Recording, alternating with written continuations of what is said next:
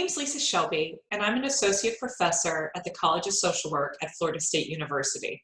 It is a joy to be part of the Nourish to Flourish project. Today I'm talking about emotional self-care, especially in the context of the pandemic where we're practicing social distancing and social isolation. But before I get started, I want to thank you for all that you do as a social worker, and I want to commend you for taking self-care seriously, as is evident in your watching these videos. Self-care is important as a social worker. In all of my classes, I integrate some sort of practice so that students can ground themselves. Social workers are responsible for caring for and helping others, and we can't do this if we don't care for ourselves. Sometimes self-care is seen as frivolous. It's just talked about as taking a bubble bath with scented candles, or practicing walking in the woods, or indulging oneself, and it's not seen as the critical role that it plays in maintaining our well-being. But if we don't maintain our own well-being, how are we supposed to help others? Self-care encompasses a lot of different domains, and emotional self-care is just one portion of them.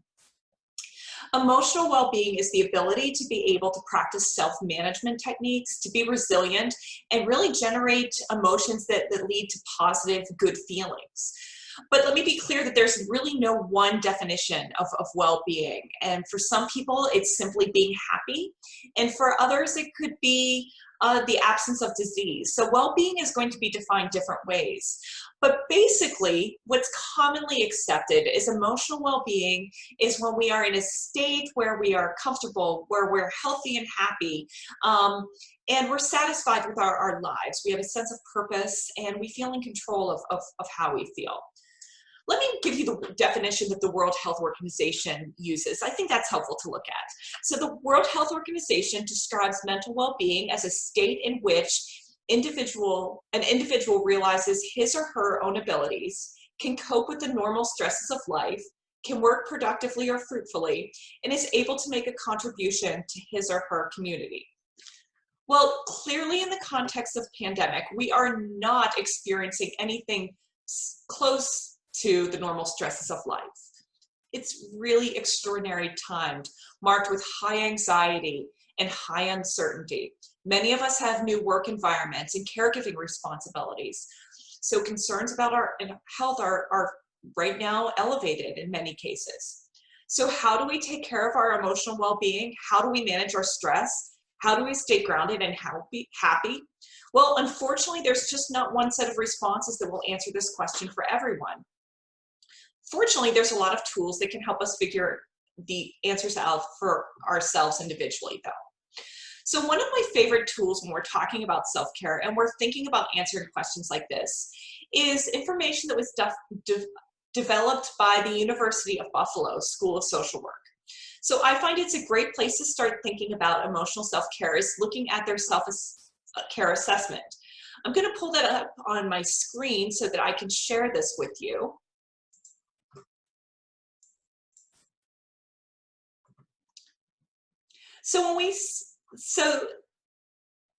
The entire assessment is 3 pages long. I'm just sharing the section that's on emotional self-care here. So what the self-care assessment has is it's a self-rating from 0 to 3 about how well people handle these different elements. And so here it is of the emotional self-care. So when you complete the entire assessment, it can help you determine different patterns in your own self-care practices. So you may see that you practice emotional self-care more than physical self-care, or maybe spiritual self-care is your strength. But what we're doing right now is focusing on this single portion of the assessment. The emotional self-care brings our attention to the specific domain. We can look at what we're doing now and get ideas about what we can do more of. Each semester, I complete this assessment with students when I teach about self-care in the classroom. I know today that my answers are very different considering the context of COVID. And for example, something that I frequently do that always gets a 3 that I do well is that I spend time with people, others whose companies that I enjoy. Well, right now, that's not something that I can really do easily. Yet it's really central to my well-being because as an extrovert, this is what grounds me. It is really challenging at some level for me not to have this right in my life. But there is another element in this assessment that I still am able to practice quite well as in this social context of COVID. So it hasn't changed that I try to do things and find things that make me laugh. I fully have embraced this opportunity with using virtual backgrounds with my computer. So I find that the whole host of images that I have that ranges from unicorns and dolphins to tropical destinations and places I love is something that makes me smile and laugh. And I know that it gives me a chance to be a little silly at times. So I'm going to share, as I go back to my screen, I'll share a new virtual background with you. So this is my dog, little Foot. We call him Footy. And he's an Old English Mastiff. So now I want to share one technique that I use to ground me. So when I'm feeling overwhelmed and anxious, focusing on where I am can help reduce these any negative feelings that I'm experiencing. So in the exercise, I locate myself within the universe at different levels. It's a little bit easier to demonstrate rather than explain, but let me just briefly say, I start real small, I get big, and then I go small again. Sometimes I do this exercise multiple times, and sometimes it's out loud, sometimes it's just in my head, and I can do it multiple times in a row if I'm finding that it's helping ground me. Sometimes just going through it once is all I need.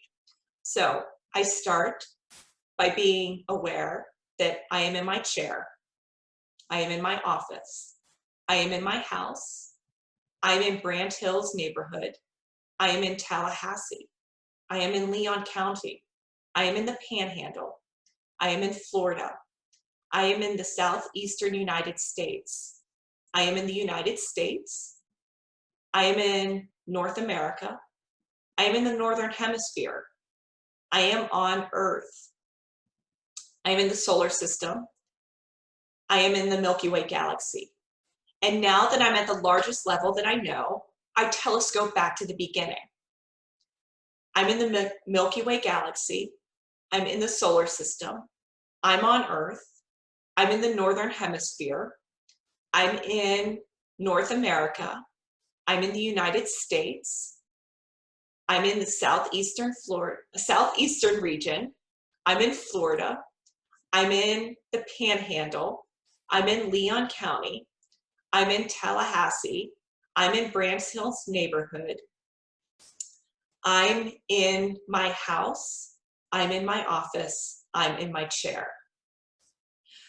So doing this activity when I'm relaxed and sitting in front of my computer monitor just recording a webinar, I'm fairly relaxed, although you did notice that I stumbled a moment.